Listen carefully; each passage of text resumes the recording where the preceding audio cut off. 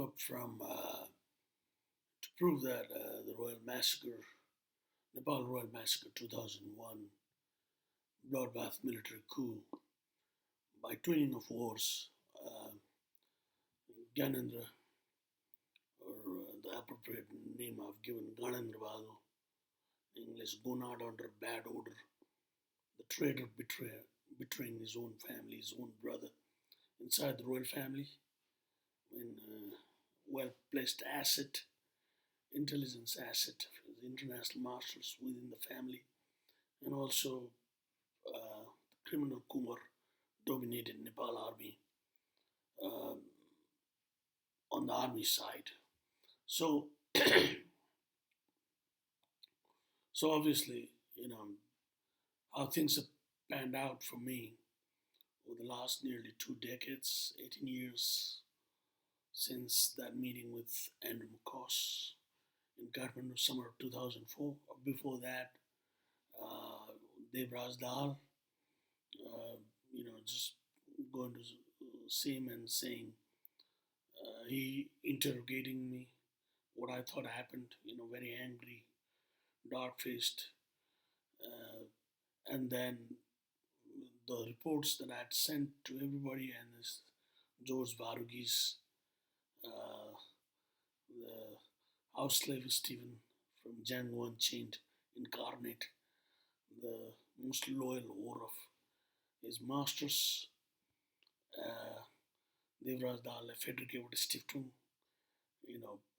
making it appear that I was the most potent threat to international order, and again going back to that meeting with Andrew McCoss, and then later on, obviously having it amplified with the rape capture, state capture opportunity, and the victim happened to be the same guy, and very convenient. So they thought they were going to muzzle me. Obviously it must be one of the exceptional cases that Americans have not been able to murder somebody despite trying that much in any place in the world. And and in Australia they tried to get me, in Nepal again, and in UK. The hospital. It's each of the 7 times I've been to the hospital close by. So Elizabeth Hospital right close by. There's wiggling out, hair breadth. So not to mention the very murder attempt morning of December 21. Just gone to Glasgow Royal Infirmary for acid reflux, ending up having my aorta wrecked, and then nearly not allowed to have operation done, with a CT scan denied, saying there's no CT scan in weekend. And I have names of all those doctors and blow by blow account. Everything will be held to account. So this proves it was an international intelligence operation, and Devraj Dal himself would let me know about it and how it was done. But that's for another video. He would. After I went back from UK, first thing he asked was, obviously he had known. He looked down below his desk. Obviously, he had known what I had gone through. So how much money you saved? He said, and very. His face was very, the face of guilt, same, looking down, avoiding eye contact. So he'd already known. I was put through this Int'L operation when my money was looted. He would know later on too. I used to go, and that criminal thought I wouldn't know anything about it, but I already knew everything. It just pretended. I had to wait for the right time, obviously. So, and then in between, I guess he got frustrated how things panned out after overthrow of Gyanendra, and then more entrenched Indian control. The Biharis in Nepal are now strident in Nepal, in southern plain. I mean, So I guess his Nepali ness came through, and then he let it out bits bit by bit. I mean, he told me few things that he had already told me by 2004 when I was leaving. I'll get to that later. I mean, that's as I've written in Twitter thread. I mean, the beauty of knowing somebody in informal capacity for long enough is to have things spilled from time to time. So anyway, but the most important example, striking example. I mean, and then the charade, the hypocrisy.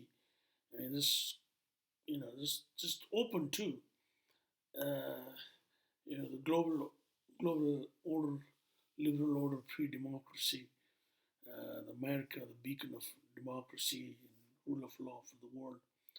Uh, Sushil Pyakurel, when he had come to UK in 2004, spring, early spring, after his trip to Washington, D.C., uh, while he was based in Geneva to campaign for restoration of democracy in Nepal, the brother of a woman who gave birth to me, the elder one, who was the Commissioner of Human Rights Commission of Nepal, and he had hearing in Washington D.C. with Senators Patrick Leahy, late Senator Ted Kennedy, and apparently Senator Dianne Feinstein, and there were other few senators, but I mean those are the names he prominently took. So what had happened apparently was Senator Patrick Leahy's uh, staff, who was, I think, Senator Patrick Leahy chaired the Appropriation Committee, I guess, so quite powerful. So the staff, and his staff was I mean, I guess, the executive head of the staff uh, uh, detail of the committee. So that person had organized this trip of Social Package to Washington D.C. and and apparently there was supposed to be a full hearing, full-fledged hearing, Senate hearing, but during the pre-Senate hearing, going to full floor Democrats and Republicans, I guess among the Democrats alone, when this meeting was held, with there were other senators. I don't I can't quite recall all the names, but Senator Patrick Lee, Senator Ted Kennedy, and Senator Dianne Feinstein of California. Apparently, Dianne Feinstein of California was very brusque, and to his disbelief, as he had put it, when he was briefing them about what happened, Ganindra had gone for direct rule, he was suppressing dissent, and apparently Senator Dianne Feinstein had got very angry and angrily shot back at him, saying, "What's your problem? How does it affect you?" He had said it in Nepali. I mean, I would say it in Nepali, so it can be authenticated. But I mean, it doesn't matter. I mean, Sushil Pyakurel may deny it, Senator Dianne Feinstein may deny it. I don't care. That's what he told me. That's what I tell. That's the reason. I mean, all these people had assessed well that I don't hold back. I say what I see, and that's the reason I've suffered for 2 decades. I don't care. So what he had said, Sushil Pyakurel in Nepali had said. Apparently, Dianne Feinstein got very angry at him and said, "Tala ke bota?" I mean, he said it in Nepali. It's like, how does it matter to you? Get this: a senator from Democratic Party, named Democratic Party from California, long-term senator.